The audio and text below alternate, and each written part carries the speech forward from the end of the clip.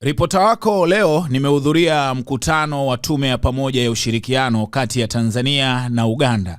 Mkutano huu unawaleta pamoja viongozi na wataalam kutoka nchi zote hizi mbili. Na leo nimeondoka na mambo manne ambayo nimependa nikuletee. Jambo la kwanza ambalo wamelidiscuss ni kuhusiana na Uganda kuongeza shehena ya mizigo katika bandari ya Dar es Salaam, lakini pia kuna ujenzi wa reli kutoka Tanga, Arusha mpaka kwenda Kampala nchini Uganda. Lakini jambo lingine ni kuondoa vikwazo vya kibiashara ambavyo vipo katika nchi. Kama sio kuvimaliza, basi kuvipunguza kwa asilimia kubwa. Na good news ni kwamba mradi wa bomba la mafuta kati ya Tanzania na Uganda umefikia asilimia 81. Huyu hapa ni mkurugenzi wa idara ya Afrika, Wizara ya Mambo ya Nje na Ushirikiano wa Afrika Mashariki, Balozi Ali Bujiku akifafanua zaidi. Na mengi kama mnavyofahamu, kwanza kuna masuala ya ushirikiano kwenye nyanja za kisiasa, za kidiplomasia, lakini pia kuna masuala ya ushirikiano kwenye masuala ya kiuchumi, biashara, uwekezaji, masuala ya kilimo. Tunafahamu Tanzania na Uganda tunafanya biashara kwa kiwango kikubwa sana. Baada ya Kenya kwenye East Africa, nchi ya pili ambayo tunafanya nayo zaidi biashara ni Uganda. Lakini pia tumejadili pia majadiliano pia yamegusia masuala ya miundombinu.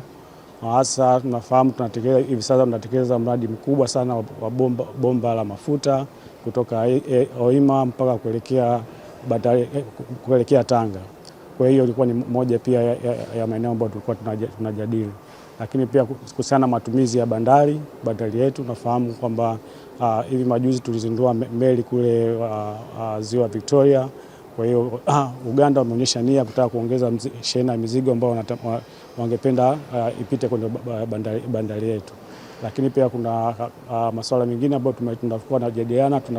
Kuna mipango pia ya kujenga reli kuunganisha kutoka Isaka kwenda mpaka Mpondo nchini Uganda.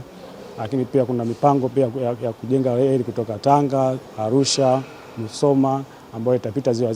Baada hapo itaunganika, inakwenda tunavuka ziwa Victoria kwenda kwenye Port Bell na kutoka Port Bell inaenda mpaka Kampala. Kwa hiyo haya ni miongoni mwa masuala muhimu ambayo tumejadiliana, na kikao hiki tulianza jana kwenye ngazi ya wataalamu. Leo wanafanya makatibu wakuu na kesho itakuwa ni ngazi ya mawaziri. Kwa hiyo kuhusiana na mradi kwa mpaka sasa tumefikia karibu asilimia 81 na unatarajiwa kukamilika tarehe 31 Julai mwaka huu, na matarajio kama kila kitu kitaenda sawa ifikapo tarehe 1 Oktoba meli ya kwanza ya mafuta itaanza kutoka katika bandari ya Tanga. Kwa hiyo hapa kulikuwa kuna baadhi ya pending issues ambazo tulikuwa tunajadiliana ili kuzitatua, na hatimaye hayo tulikuwa tumekubaliana ya kwamba tarehe 31 mradi umekamilika, na ikifika tarehe 1 mwezi wa 10 meli ya kwanza ianze kutoka pale bandari ya Tanga uweze kukamilika.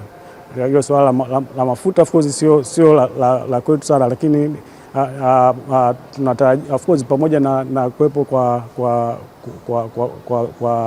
migogoro. Kwa hiyo tunafahamu kwamba hiyo ni jambo la uhakika kabisa kwamba kutokana na kinachoendelea kutakuwa kuna changamoto hiyo pengine labda ya mafuta kupanda, na ni kawaida, sio kwa mara ya kwanza imetokea namna hivyo. Lakini tunafahamu serikali imekuwa na mipango mbalimbali ambayo imekuwa ya kukabiliana namna hiyo, ingawa sio alipo katika rani yangu, lakini naweza nikasema kwa namna hiyo.